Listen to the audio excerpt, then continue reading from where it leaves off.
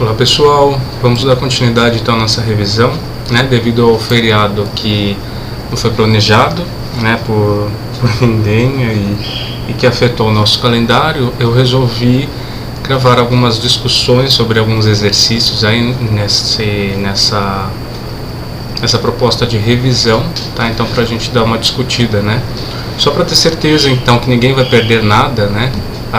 Todos estão mais ou menos no mesmo ponto. Eu começo do exercício 4, eventualmente alguém já que vá ver esse vídeo, eventualmente já viu essa discussão, mas então pode passar adiante, mas eu vou começar por ele, que é bem tranquila também, né? Então diz assim: um submarino de pesquisa é projetado para operar a 3 km abaixo da superfície do oceano. Se a pressão no interior deste submarino é de 1 atm, qual é a força total exercida sobre uma janela localizada no teto, que tem 15 cm de diâmetro? Considerar a densidade da água do mar como 1028 kg por metro cúbico. Tá certo? Então aqui a gente tem um desenho, né, um esquema do que seria basicamente esse submarino. Então ele está numa profundidade de 3 km abaixo da superfície. A janela superficial tem uma projeção circular, né? É uma janela circular. Muito embora provavelmente ela tenha alguma curvatura, essa curvatura não afeta aí grandemente os resultados, tá? Em termos de pressão. Aqui temos a densidade. Da mesma maneira como a gente faz um balanço de forças, a gente pode falar de um balanço de pressão, sendo que aplicado, né, de cima para baixo, você teria uma força, uma pressão atmosférica, e a pressão da coluna d'água de 3 km abaixo, né, o submarino está pressurizado a 1 atm, você então teria também uma pressão atmosférica. Perceba que no final das contas essas duas pressões se cancelam, você fica com uma pressão de coluna d'água que é dada por ρgh, né, sendo ρ a densidade da água do mar, G 9.8 ou 10 e H é justamente a coluna d'água em metros, tá? Isso te dá então uma pressão de 30.223 Nm por metro quadrado. Só que a gente quer saber força, né? Sabemos que pressão é força sobre área, então força é pressão vezes área, e a área do círculo é π ao quadrado sobre 4. Quando você faz essa conta, chegamos em torno de 534 mil newtons. Só para você ter um padrão de comparação, uma pessoa pesando 70 kg teria um peso de 686 newton, tá? Então vamos arredondar aí, seriam aproximadamente 900 pessoas empilhadas em cima dessa janela. Esse é o efeito de pressão sobre este submarino, certo? No exercício 5, então a gente retoma a ideia do decantador horizontal, né? Então vamos só relembrar a ideia desse decantador aqui nos módulos, só um instante.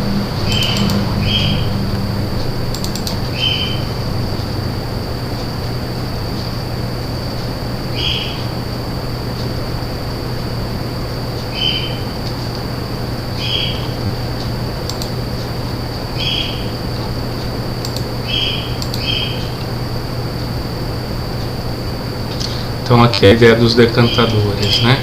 No decantador horizontal você tem uma mistura de dois líquidos que entra aqui horizontalmente, sendo ZA1 a altura a altura do mais pesado e ZB a altura do mais leve. Então a altura total de líquido é CZT, ZT, não CZT, não sei de onde tirei o C, é ZT. E uma das maneiras de eu tirar a parte de baixo, né, remover esse líquido mais pesado, é utilizando, por exemplo, um tanque que vai ter uma perna de transbordamento, né, ou eventualmente um tanque na qual eu controlo aí a altura dele, né? Quando eu controlo a altura dele, eu estou mexendo no tempo de residência deste fluido.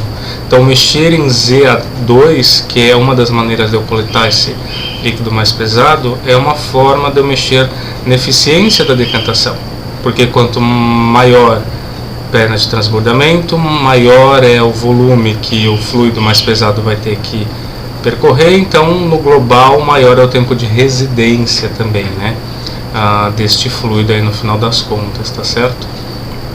Nós vemos que existe uma relação entre essas diversas alturas, sendo Z1 a altura de interface, né, que é a função então do ZA2, que é a altura aí da perna de transbordamento, e ZT, que é a altura total.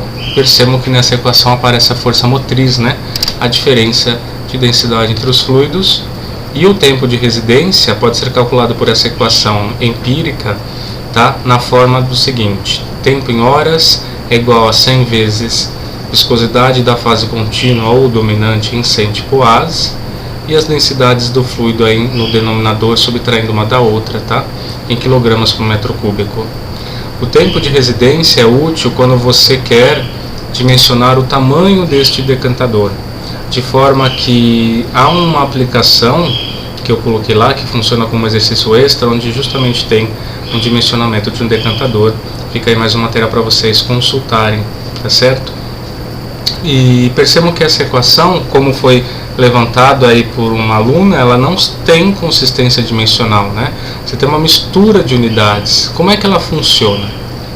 Bom, se é uma equação empírica, você pode deixá-la no formato mais adequado para a utilização, tá? E essas unidades nas quais a equação é expressa, elas são unidades convencionais para se expressar viscosidade, densidade e o tempo de separação no decantador. Então, por isso, embora ela realmente não siga a consistência dimensional, ela é válida, né? Vamos lembrar que as equações que são deduzidas de primeiros princípios, essas sim, têm que seguir consistência dimensional. Então, nós temos aqui o exercício 5, que diz o seguinte: um decantador gravitacional contínuo é utilizado para separar clorobenzeno com densidade de 1109 kg por metro cúbico de uma água de lavagem que possui 1020 kg por metro cúbico. Se a profundidade total do líquido no separador é 1 metro e a interface está a 0,6 metros da base, calcule a altura da perna de transbordamento do líquido mais denso e qual que deve ser o volume desse decantador para separar 1.600 kg por hora de clorobenzeno e 2.100 de água de lavagem.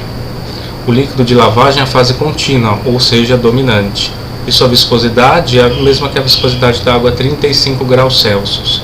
Considere ainda que esse separador deve ter 10% do seu volume para conseguir liberar vapor que eventualmente tem aqui dentro desse sistema. Então, como que a gente pode analisar esse problema, né? Aqui eu coloquei basicamente um esquema do decantador com os dados, né? A altura total de líquido, a altura do mais leve, a altura do mais pesado. Aqui a zona para expurgar gás, aqui a altura da perna de transbordamento. Você tem uma alimentação aqui pela esquerda, né? E a densidade das substâncias, né? Vou chamar o clorobenzeno de A e a água de lavagem de B. Nós sabemos que existe essa equação, que é dada lá que está no nosso material. Perceba que ele pergunta a altura da perna de transbordamento, que aparece do lado direito. Então basta você isolar Z2, jogando isso, multiplicando, e esse passa somando basicamente, né? Acho que não tem grandes segredos, né? Todos os valores necessários estão aqui. Este esquema ajuda você a visualizar o que é cada coisa para eventualmente não confundir, tá? Embora esse exercício seja fácil, o que observa é que muitas vezes se confunde o que é ZA1, ZA2, você não precisa decorar, né? Olhando o esquema padrão, você verifica justamente quem é quem aqui, tá? Então você faz o cálculo, a altura da perna de transbordamento dá aproximadamente 0,97 metros, tá? É uma altura adequada para esta separação.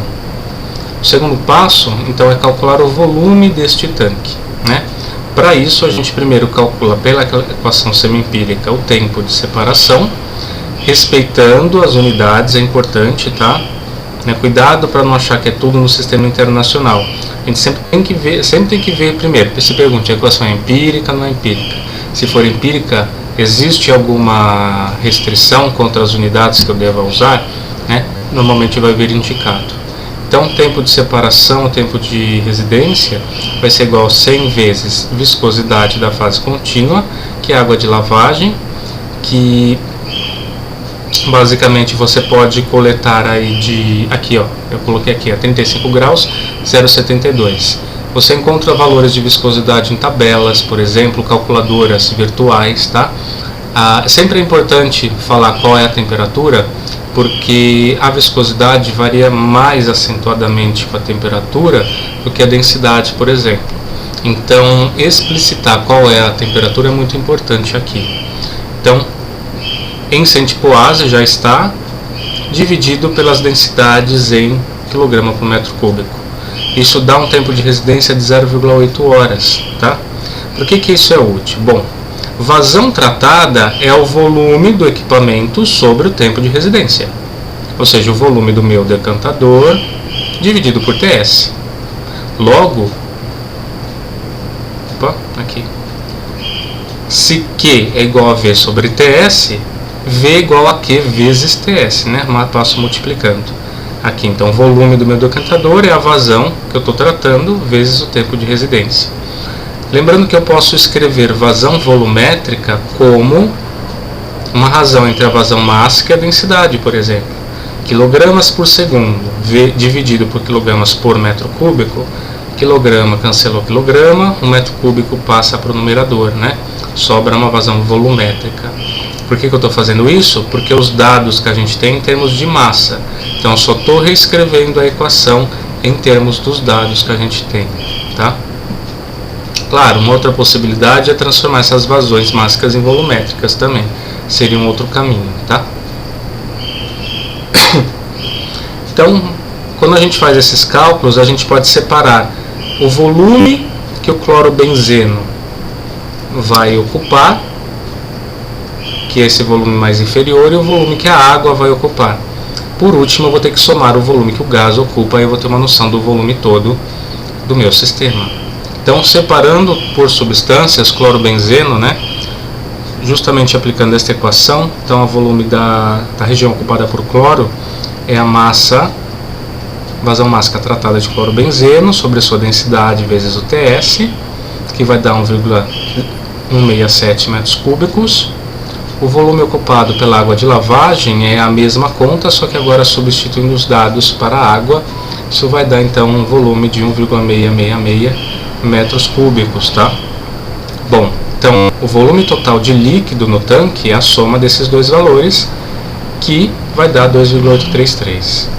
Só que não basta eu ter um tanque que comporte os líquidos, eu preciso que comporte uma fração de gás também. Aí, bom, lembrando que 10% desse espaço deve estar disponível para conter gases, há duas formas de eu fazer.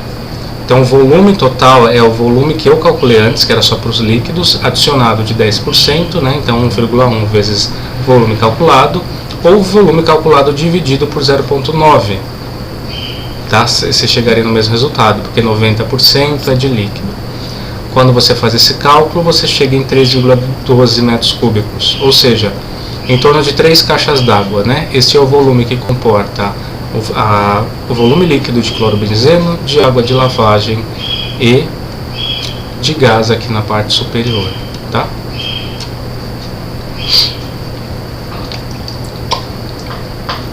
O exercício 6 é mais um exercício sobre centrífuga, né? A gente já tinha visto uma parte, a gente viu como variava a pressão ao longo da centrífuga, né? Falta uma segunda parte, que é analisar o seguinte. Assim como o decantador tem uma equação relacionando os diferentes parâmetros geométricos, o decantador também, relacionando o raio de interface. O que é esse raio de interface? Imagina que você está olhando uma centrífuga vertical de lado, você fez um corte aí no meio dela. Então você está observando o eixo girante, o líquido mais leve, o líquido mais pesado, que sempre fica mais próximo da parede, e os sólidos aqui decantados, né, sedimentados. RB é a distância do centro até a superfície livre, que nesse caso também é o ponto de coleta do líquido mais leve. RA é a distância do centro até o ponto de coleta do líquido mais pesado. Percebam que eu posso variar esse ponto de coleta. RI seria a distância do centro à interface. De forma que elas se relacionam dessa forma, uma relação parecida com o decantador, com a diferença que tem uma raiz aqui, mas percebam que a força motriz também aparece, né? Que é a diferença de densidade entre os dois fluidos. Então essa é a equação que a gente precisa usar. Então a gente tem que analisar um sistema que faz separar os mesmos fluidos do exercício anterior, só que em vez de com um decantador, com uma centrífuga, tá? que possui um diâmetro interno útil de 150 mm e ela gira 8.000 rotações por minuto. A superfície livre de líquido no interior do vaso está a 40 mm do eixo de rotação. Se o vaso da centrífuga deve conter volume igual dos dois líquidos, qual deve ser a distância radial a partir do eixo de rotação para o bocal de descarga do mais pesado? Aí tem aqui uma dica, né, para a gente pensar geometricamente o problema. Então você precisa calcular a distância para o bocal do mais pesado aqui para esse fluido A, tá? Diâmetro da centrífuga é 15 centímetros, né? A distância então do centro até a superfície livre é 40 milímetros ou 0,04 metros. Se o diâmetro é 150 milímetros, diâmetro é 0,15 metros, dividido por 2 você tem um raio, né? Do centro até a parte mais externa. Raio de interface eu não conheço, certo? E eu preciso então descobrir o RA, que é o raio de descarga, mas eu também não sei o raio de interface. Percebam que aqui, ó, raio de descarga do mais pesado, RA, e raio de interface estão nesta mesma equação. Eu tenho duas incógnitas e tenho uma equação. Eu não consigo resolver esse problema a menos que eu determine o RI, por exemplo. É isso que a gente faz. Como que a gente deve raciocinar aqui, né? Uma maneira de obter o RI.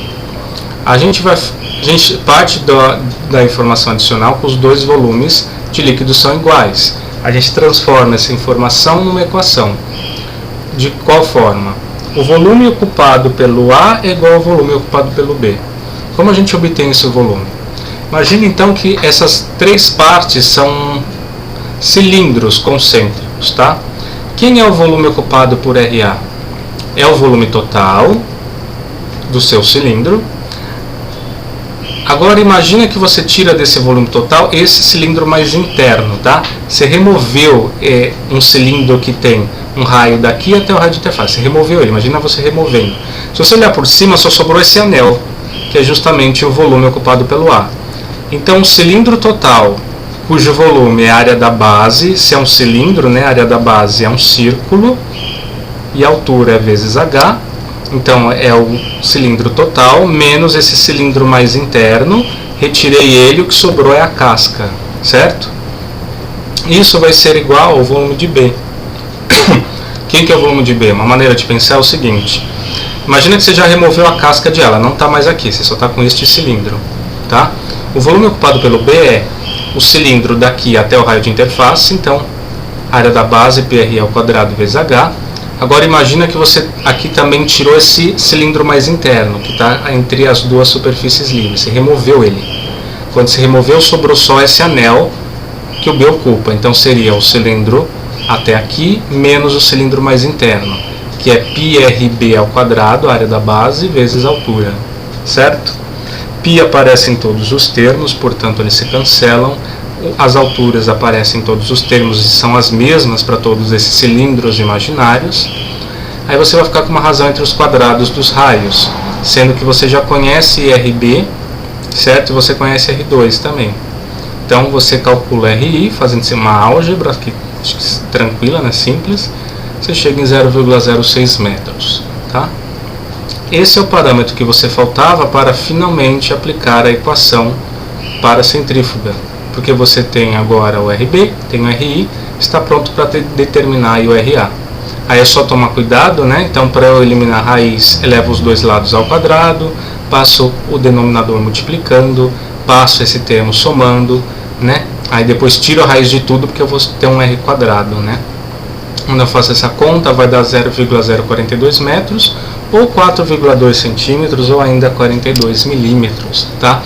É a distância adequada do centro até o bocal de descarga. Tudo bem? Com isso a gente termina a lista 2. Vamos focar, então, basicamente na lista 3.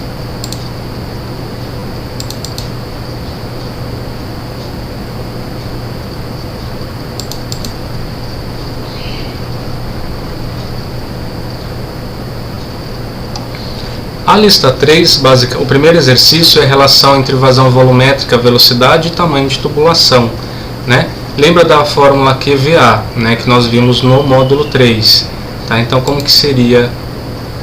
Vamos buscar lá o gabarito.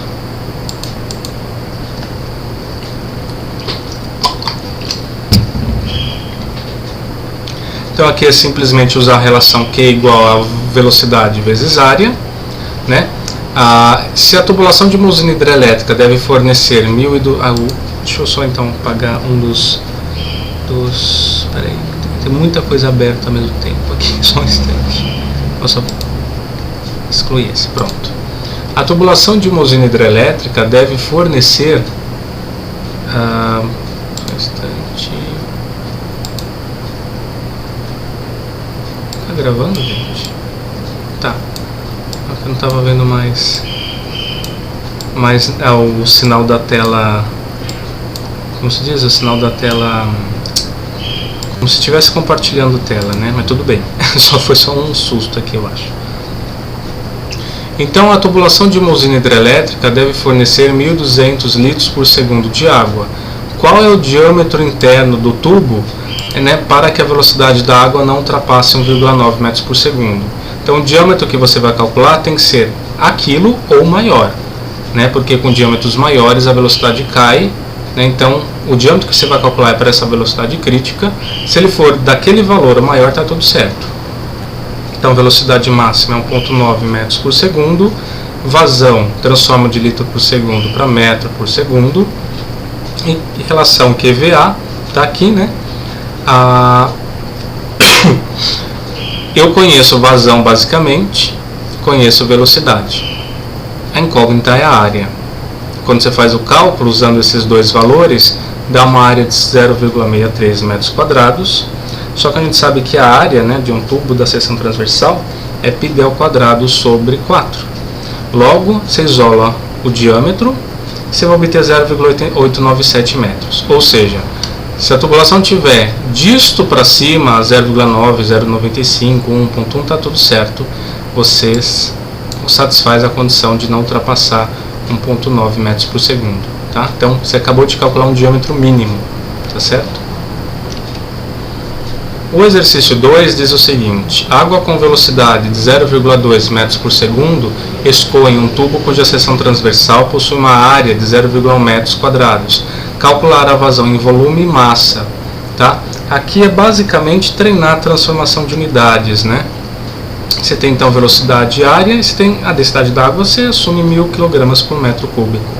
Vazão em volume é QVA, 0,02 metros cúbicos por segundo, né? Se eu quiser transformar a vazão volumétrica em mássica, basta eu multiplicar pela massa densidade da água. Porque aí, por exemplo, metro cúbico por segundo vezes quilograma por metro cúbico cancela metro cúbico, sobra quilo por segundo. Aqui é só um treino, né? Acho que tranquilo também de transformação de unidades. O exercício 3 vai lidar com fluidos newtonianos. Vamos lembrar rapidamente o que é um fluido newtoniano, então.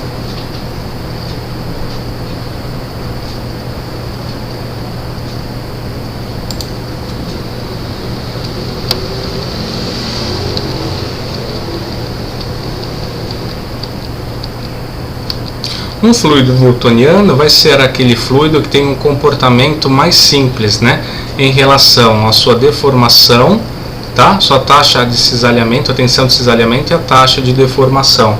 Tem um comportamento linear.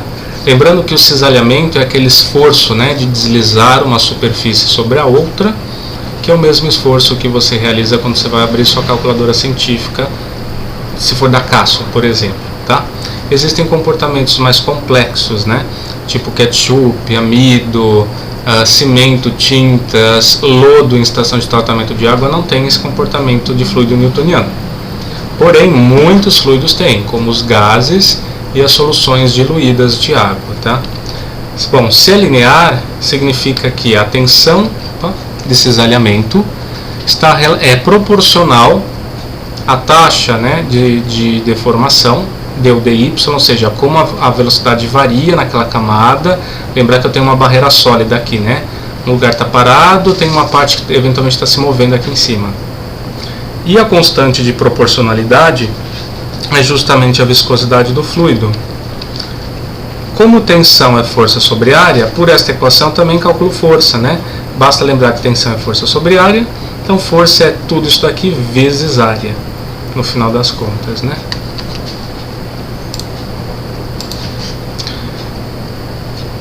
Então diz assim: o telescópio Hale no Monte Palomar, na Califórnia, Estados Unidos, gira suavemente sobre mancais hidrostáticos, com velocidade constante de 0,01 polegadas por segundo, a fim de acompanhar a rotação da Terra. Cada mancal tem a forma de um quadrado de 28 polegadas de lado, suportando uma carga, ou seja, uma força de 74.000 kgf. Entre cada mancal e a estrutura metálica do telescópio há uma película de óleo lubrificante a 15,5 graus Celsius, cuja viscosidade absoluta é 271 centipoase, com uma espessura de 0,05 polegadas. Tá? Calcule então a força necessária em unidades do SI, capaz de provocar o deslocamento do telescópio sobre cada mancal, e o coeficiente de atrito entre o óleo e a estrutura. Aqui tem algumas informações que podem ajudar, né? A equivalência entre kgf e Newton, entre Pascal, né, e poase, Pascal vezes segundo poase, quanto que é uma polegada, e lembrar que quando você já tem algo se movimentando, né, a força de atrito é igual a coeficiente de atrito vezes a força normal, que nesse caso é o peso, né, da própria estrutura, né? Essa equação vem da física básica. Porque, só para entender, né, eu deixei aqui um vídeo também para você pode ver então mais sobre telescópios, né? Porque o telescópio tem que ficar girando, né?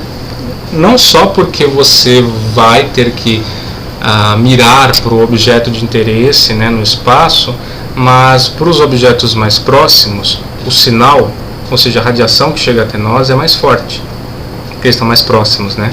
Então o tempo de observação é menor.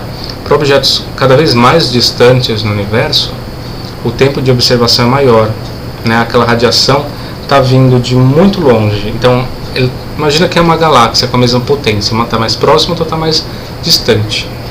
A potência luminosa que ela vai liberar vai se diluir num volume maior até chegar aqui. Então, o sinal dela é mais fraco, então tem que deixar mais tempo o telescópio mirado. Porém, tem dois fatores aí. A rotação da Terra em torno do seu próprio eixo, então eu tenho que ficar corrigindo, né, para sempre estar apontando para a mesma direção do espaço.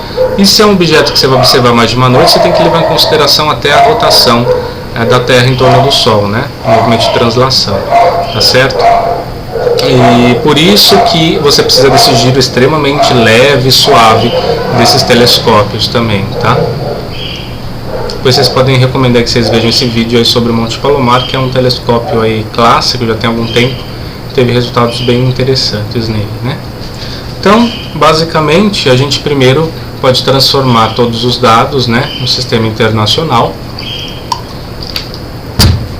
Então aqui a gente tem, por exemplo, transformação de viscosidade, né, da área, da variação de velocidade, né, a velocidade superior menos a inferior, tá? Porque a placa de baixo, o que acontece com ela? Ela está parada, a de cima está se movendo, tá? Uma das vantagens quando você lida com óleo lubrificante, por exemplo, é que você pode assumir que o perfil de velocidade é linear, que a película normalmente é muito pequena.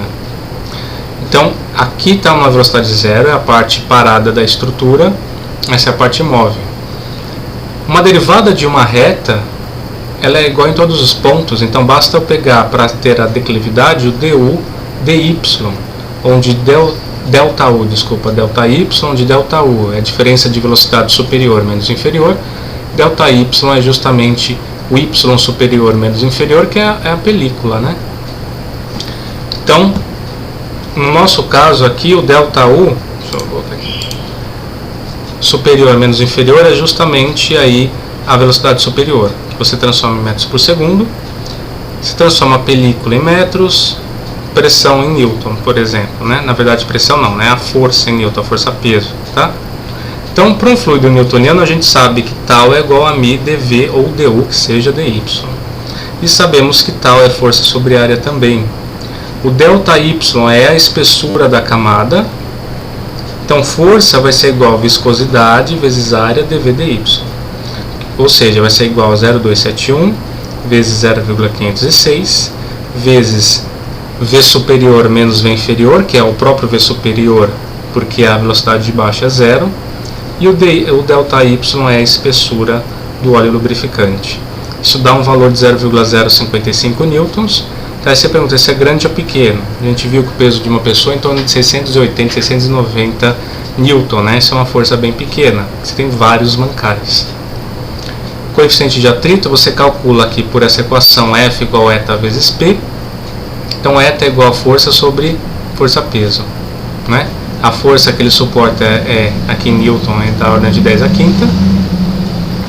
A força-peso aí você acabou, né, o F é igual a esse que você acabou de calcular, e a força-peso é o que está suportando aí o telescópio, que é essa coisa da ordem de 10 a quinta. Quando você pega esse valor e divide por esse, dá então um eta da ordem de 10 a menos 8. Coloquei aqui como pergunta quais são as unidades do coeficiente de atrito. Percebam que uma força dividida por outra, então isso vai ser adimensional, né?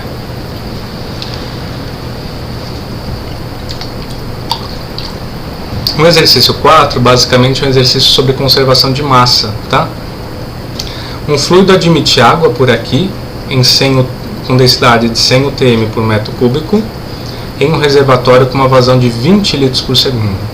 Nesse mesmo reservatório entra aqui um óleo, com uma densidade um pouco menor, e com uma vazão de 10 litros por segundo. Você forma uma mistura homogênea aqui, basicamente, e ela é descarregada num tubo cuja seção tem 30 centímetros quadrados. Ali fala para determinar a massa específica da mistura no tubo de descarga e a sua velocidade, tá? Então, o que a gente faz? Aqui uma explicação sobre o TM, que está dentro do sistema KGS, KGF, um UTM é 9,8 kg. O que você pode dizer de conservação de massa é o seguinte: isso operando em regime permanente, entrada menos saída é igual a zero, ou o que entra é igual ao que sai. Então a vazão de água mais a vazão de óleo, M1 mais M2 é igual a M3, certo? Ou QM1 mais QM2 é igual a QM3. A vazão mássica é o produto da densidade vezes a vazão volumétrica para cada um das entradas e saídas, certo? Além disso, se você admitir que o fluido é incompressível, você pode assumir que se entra um V1 aqui e um V2 aqui, o V3 é a soma dos dois, ou seja, entram 20 litros por segundo aqui e 10 litros por segundo aqui, vão sair 30, porque é fluido incompressível, né? Se fosse gás, esquece. Porque o que acontece? Eu calculo então qual que é a vazão volumétrica de saída, aí eu consigo usar a própria equação do balanço de massa, porque eu conheço todo mundo, eu conheço os dois Rhs, conheço os dois Qs. O que eu não conhecia é Rho3 e Q3. Acabei de obter Q3, eu consigo determinar o Rho3, basicamente trabalhando com uma álgebra, né? Então, isolando o Rho3, perceba que eu não preciso eliminar o UTM ao transformar. A única coisa é que se eu deixar em UTM por metro cúbico e não transformei, o Rho vai sair em UTM por metro cúbico, né? Litro por segundo está nos dois termos de cima, está no termo de baixo, então eles se cancelam. Sobra então uma densidade de 93,3. Como saber se o seu valor está correto? Se entra um fluido que tem 80 e outro que tem 100 de densidade, a densidade da mistura tem que estar entre os dois. Além disso, ela vai estar mais próxima de quem entra em maior quantidade. Se você olhar, a água entra com o dobro da vazão do óleo. Então é de se esperar que a densidade da mistura tenha uma densidade mais próxima da água do que da do óleo. E de fato, 93,3 está mais próximo de 100 do que de 80, né? Esse seria o outro exercício. No exercício 5, né, um velho conhecido. Determine a velocidade do jato de líquido no orifício de tanque de grandes dimensões representados na figura. Esse é um resultado que a gente já tratou em aula, né? Lembrar que para tanque de grandes dimensões eu posso assumir que essa velocidade desce muito vagarosamente, tá? De forma que, se você tiver aqui uma equação de Bernoulli, né? Vamos relembrar aqui que nós vimos na segunda parte deste módulo justamente a equação de Bernoulli, que me diz o seguinte: não importa o tipo de escoamento, o formato, contanto que as hipóteses de fluido ideal, sem perda de carga, sejam obedecidas, energia mecânica total na seção 1 e na seção 2, ou seja, na entrada e na saída, é igual. Ou seja, a soma da energia associada à pressão mais a cinética e potencial gravitacional na entrada é igual à soma desses três termos na saída. Lembrar que então para tanque de grandes dimensões esse termo sai, né? Escolhendo as duas seções 1 e 2 iguais, P1 e P2 são iguais, pressão atmosférica, sobra Z2 está já na altura do plano horizontal de referência, sobra Z1, né? E V2 ao quadrado sobre 2G. Então V2 ao quadrado é 2gz1, no caso Z1 é H, né? Então V2 é igual a raiz de 2 de H, como a gente já tinha visto em sala, certo? Esse é um resultado geral para um tanque de grandes dimensões. Acho que não tem grandes segredos, né? A gente já tinha discutido isso. No exercício 6, ele diz o seguinte: um duto horizontal de ar tem sua seção transversal reduzida de 70 milímetros por quadrados para 19 mil. Você tem, por exemplo, um bocal convergente, né? Antes de um medidor, por exemplo. Ele pergunta qual a alteração ocorrida na pressão quando a vazão mássica é de 1 kg por segundo. E ele te dá a densidade do ar, tá? Então aqui são dados: densidade do ar, área da seção de entrada, área da seção de saída. O que está acontecendo é justamente uma diminuição da área de seção transversal, né? Vazão mássica é 1 kg por segundo. Além disso, sabemos que vazão volumétrica é a mássica dividido pela vazão de ar. Isso dá uma vazão, uma densidade de ar. A vazão, então, volumétrica é 0,333 metros cúbicos por segundo aqui, certo? Como o duto é horizontal, Z1 é igual a Z2. Ou H1 é igual a H2. Então, sobram só os termos de pressão e energia cinética em cada uma das seções, né? V1 ao quadrado sobre 2G, mais P1 sobre gama. Lembrando que gama é um peso específico, né? O produto de densidade vezes gravidade, que é igual aos mesmos dois termos para o lado da saída. Se eu, então, estou interessado numa diferença de pressão, estou interessado na pressão final menos inicial. Então, perceba, se eu jogo o P1 para cá e o V2 para o outro termo, para o outro lado, depois passo, né, multiplicando por gama, eu chego nessa equação aqui, tá? O gama do ar é o produto de sua densidade vezes gravidade. Então, se você pegar 3 vezes 9,8, vai dar aproximadamente isso, tá? Eu fiz com um valor um pouco diferente, então eu coloquei uma observação. Os valores podem diferir em função de escolhas como o valor da aceleração da gravidade. As diferenças nos valores finais não são críticas para os resultados, tá? Então, se eu usou 9,8 ou 10, vai dar alguma diferença? Vai. Mas geralmente essas diferenças são menores que 5%, tá? Então, isso acaba não sendo importante no final, tá? Bom, já sei o gama, sei quem é G, quem são as velocidades, né? Se Q é igual a V vezes A, as velocidades são vazão volumétrica sobre a área de cada seção, tá? Então, quando você calcula cada uma das velocidades, ou simplesmente coloca isso aqui, né? É o produto, então, desta vazão por essa área, e o V2 é esta vazão por esta área. Você calcula separado ou põe na equação. Você vai chegar num ΔP de menos 427,667 Pascal. Por exemplo, eu coloquei aqui, eu transcrevi o cálculo, depois eu atualizo o arquivo lá no portal. ΔP é igual a peso específico do ar, V1 ao quadrado, que é o Q sobre A1, menos Q sobre A2, né? Usando esses valores de vazão e esses dois valores de área, tá? É o que você tem aqui. Isso te dá uma pressão de uma variação de menos 427,102 Pascal. Uma coisa que você pode se perguntar é o seguinte: faz sentido ser negativo? Bom, se eu tenho uma diminuição de diâmetro, velocidade aumenta, a pressão cai. Então aqui é menor que aqui. Então P2 menos P1 realmente vai ser negativo, tá? Está correto.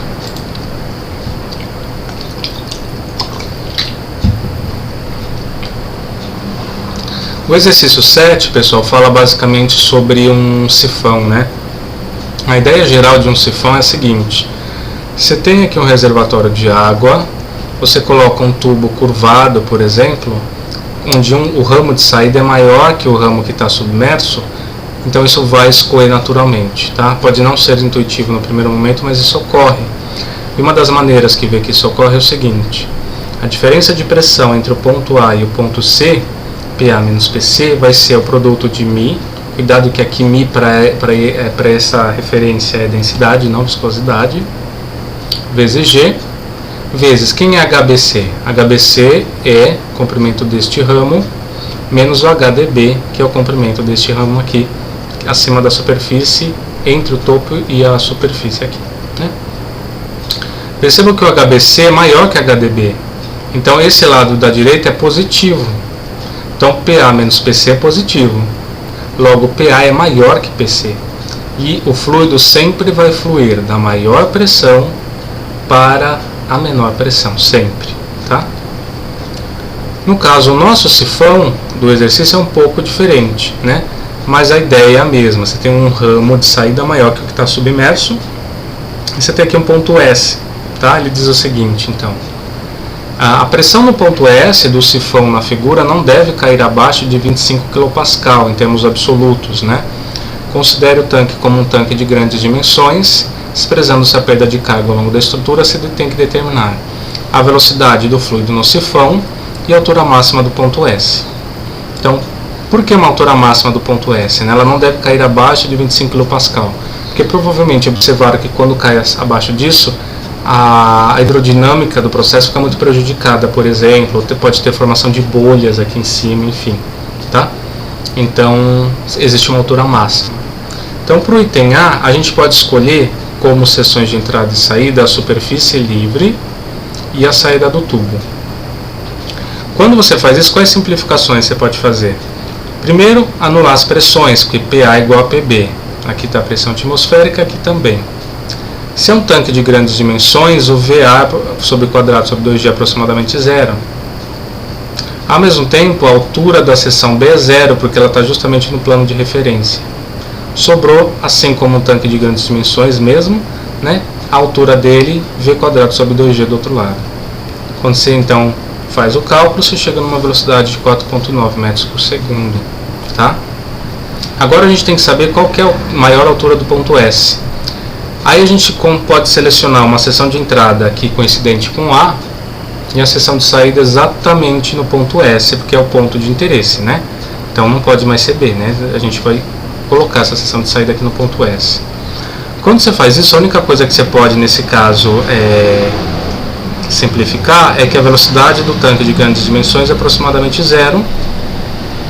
Então sobra uma pressão atmosférica deste lado, sobra um ZA, que você conhece, que é 1.2, e do lado direito sobram todos os termos.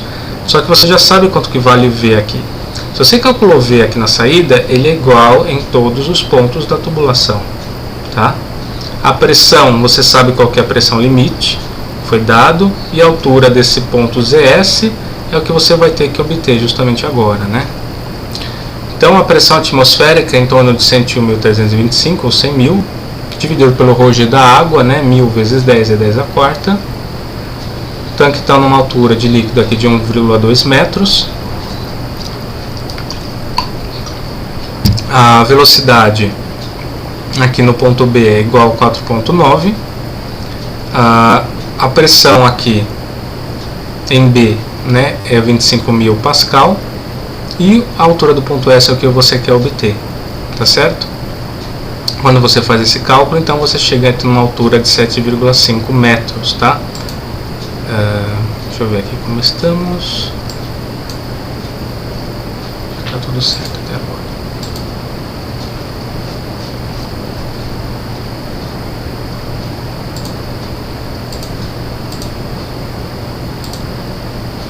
Eu estou um pouco aflito achando que a tela não está aparecendo, mas vamos seguindo aí.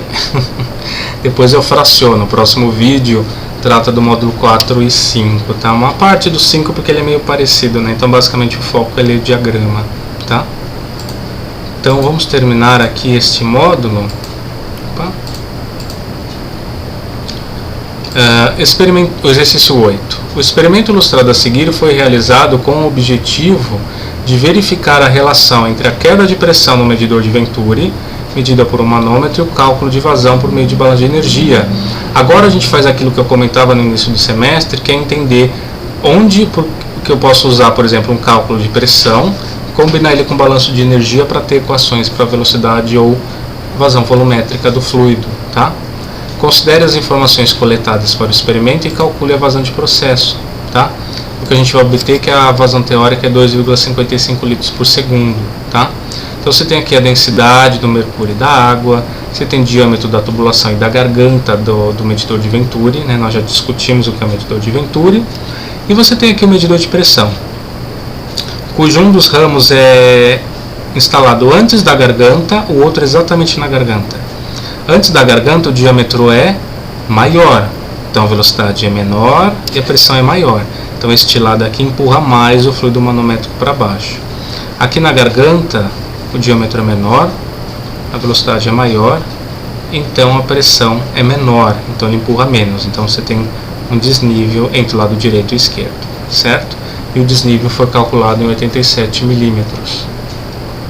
Aqui a gente tem um esquema do que é um medidor de Venturi, né? Você tem um estrangulamento aqui, a placa de orifício também, só que na placa de orifício é mais brusco, né? Então você tem aqui todos os dados. Então a equação de Bernoulli te diz, não importa que tipo de medidor que é, energia mecânica total antes e depois tem que ser igual, tá? Tá aqui os três termos, antes e depois, né? Quando eu digo antes e depois, eu digo antes do Venturi e exatamente, né? Ou um pouco depois da garganta, tá? Como Z1 é igual a Z2 porque a tubulação é horizontal, você pode organizar as coisas da seguinte forma: pressão com pressão do mesmo lado, velocidade com velocidade do outro, por exemplo, tá? E lembrar lá do módulo 2 que a diferença de pressão para um medidor em U é a diferença de densidade vezes GH, que é um resultado do módulo 2. É uma coisa que eu posso substituir aqui. Além disso, da equação da continuidade, né, eu sei que a vazão volumétrica em U e em 2 é igual, tá? A vazão volumétrica em qualquer ponto da tubulação é a mesma, certo?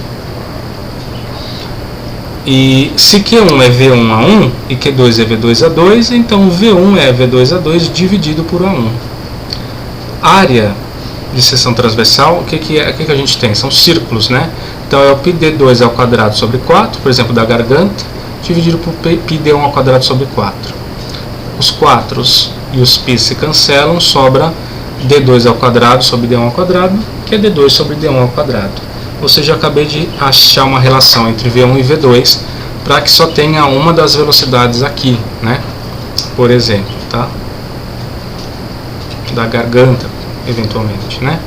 Então, substituindo a equação da hidrostática aqui e a relação entre V1 e V2, desculpem, do lado direito, eu chego nesta equação aqui. Só fiz uma substituição, tá? Aí eu posso trabalhar um pouquinho mais, né? Por exemplo, cancelando os Gs, tá? E eu vou querer isolar o V2, tá? Quando eu faço isso, então todo esse termo passa dividindo, depois eu tiro a raiz, né? Perceba que interessante, isso é álgebra. Você tem que, eu estou explicando o raciocínio, mas você tem que tentar reproduzir, né? O mais importante que eu acho é o seguinte: perceber, relembrem o primeiro exercício do módulo 1. Você tinha que uma velocidade do fluido era igual a uma constante vezes uma raiz de ΔP sobre ρ. Isso é um ΔP, isso é sobre ρ. E isso seria 1 sobre a raiz disso, né? Seria aquela constante C. Então perceba, esta equação justamente tem o formato daquele exercício do módulo 1. E percebam que, ó, aqui isso é adimensional, né? Diâmetro sobre diâmetro não tem dimensão. Então 1 sobre a raiz, né? Ou seja, esse denominador é adimensional. Então perceba que esse exercício também conversa com o exercício 1 da lista do módulo 1, certo? Isso é uma relação para velocidade. Se eu quiser para vazão, é só lembrar que vazão é V vezes A, então V2, né, é Q2 sobre A2, por exemplo, né? Ou seja, quando eu faço esse cálculo, eu chego aí que vazão 2 é igual a πd2 ao quadrado sobre 4 vezes o que está aqui nessa raiz, tá? Porque V2 é Q2 sobre A2, né? Então o A2, basicamente, cuidado é que ele está aqui nesse numerador. Então quando eu substituo todos os valores nessa equação, só tomando cuidado, né, para estar todo mundo no sistema internacional aqui, tá? Mas acho que já aqui em cima já estava, né? Deixa eu ver como que eu deixei os dados aqui para vocês. Está em milímetros, né? Então é só você dividir por 1000. Aqui é 0,0408, aqui 0,0254, tá? No caso. Então quando você faz isso, você chega numa vazão de 2,59 vezes 10 a menos 3 metros cúbicos por segundo. Se você transformar metros cúbicos por segundo para litro, para ficar mais intuitivo, né, por exemplo, você pode. Então Q2 é igual a 2,54 litros por segundo, tá? Então esse seria o resultado desse exercício. Para não ficar um vídeo muito gigante, não sei se esse daqui está gravando direito, eu vou interromper aqui e depois eu gravo um segundo vídeo. Acho que é melhor dar uma fracionada, tá bom? Então é isso, gente. Bons estudos aí. Depois falta alguns comentários aí sobre as duas últimas listas. Tchau, tchau.